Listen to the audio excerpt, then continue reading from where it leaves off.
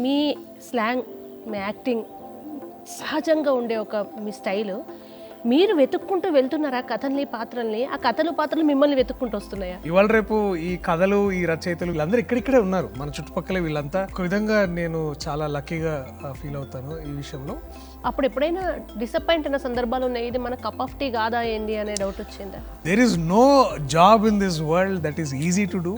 అది నాకు బాగా అర్థమైపోయింది.